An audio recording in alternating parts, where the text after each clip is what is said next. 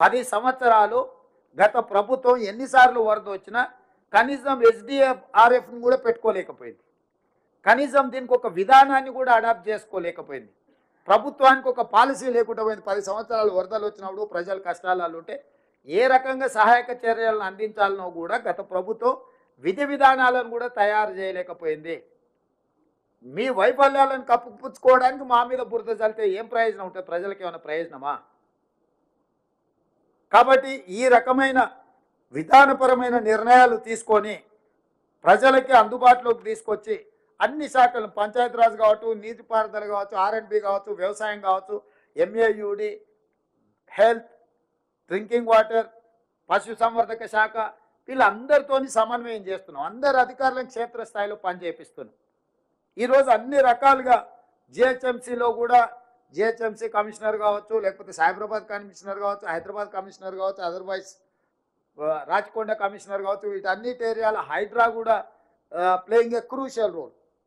ఈ కష్ట సమయంలో ప్రజలను ఆదుకోవడానికి రాష్ట్రంలో ఉన్న ప్రభుత్వ యంత్రాంగాన్ని అంతా అప్రమత్తం చేసి సెలవులు రద్దు చేసి వాళ్ళందరినీ సమన్వయం చేసుకుంటూ రైతులను ఆదుకోవడానికి, ఈరోజు ప్రజలను ఆదుకోవడానికి, ప్రజల్ని కాపాడడానికి ఈ ప్రభుత్వం చిత్తశుద్ధితో ప్రయత్నం చేస్తుంది.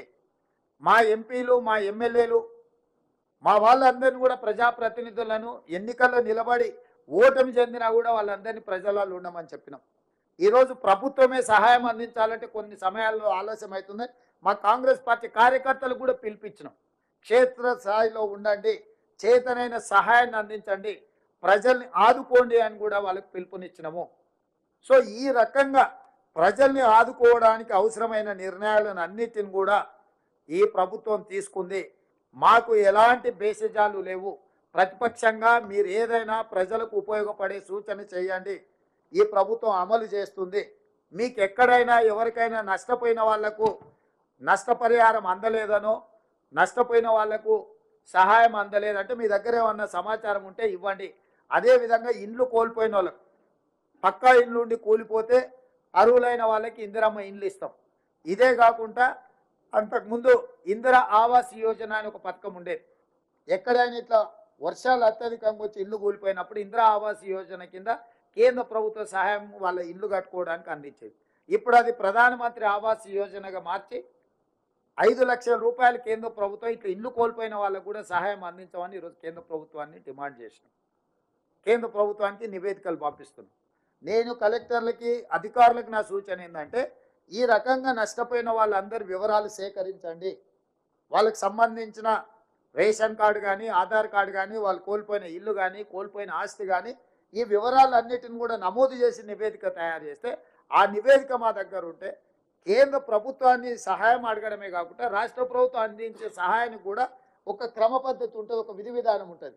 కాబట్టి దయచేసి ఇమ్మీడియట్గా రెస్క్యూ ఆపరేషన్లలో ఉండడం, రెండవది రిస్టోర్ చేయడానికి అవసరమైన పనులు చేయడము, మూడవది రిపేర్స్ చేయడము, నాలుగవది జరిగిన నష్టాన్ని అంచనా వేసి రాష్ట్ర ప్రభుత్వానికి నివేదిక ఇవ్వడము.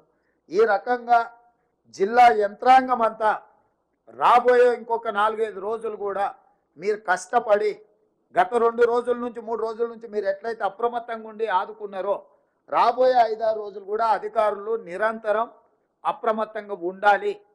మీరు అప్రమత్తంగా ఉండడం వల్లనే ఈరోజు ప్రాణ నష్టం, ఆస్తి నష్టం చాలా వరకు మీరు నియంత్రించగలిగినారు. రాబోయే 5-6 రోజులు కూడా మీరు ఇదే పద్ధతిలో కష్టపడాల్సిన అవసరం ఉంది. అన్ని శాఖల అధికారులకు, అన్ని శాఖల మంత్రులకు కూడా నేను సూచన చేస్తున్నా, మీ శాఖలకు సంబంధించిన అధికారులందరినీ కూడా సమన్వయం చేసుకోండి.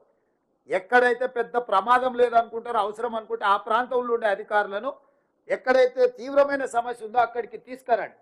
తాత్కాలికంగా వాళ్ళ 4 రోజుల, 5 రోజుల, వారం రోజుల అవసరమైతే వాళ్ళని ఇక్కడికి తీసుకొచ్చి ఇక్కడ వాళ్ళను ఈ పనులలో నిమగ్నం చేసి ఆ నివేదికలు తయారు చేస్తే కేంద్ర ప్రభుత్వం, రాష్ట్ర ప్రభుత్వం కలిసి ప్రజలను ఆదుకోవడానికి అవకాశం ఉంటుంది. కాబట్టి ఇట్లాంటి విషయాలలో ఎవ్వరు కూడా నిర్లక్ష్యం వహించడానికి వీల్లేదు.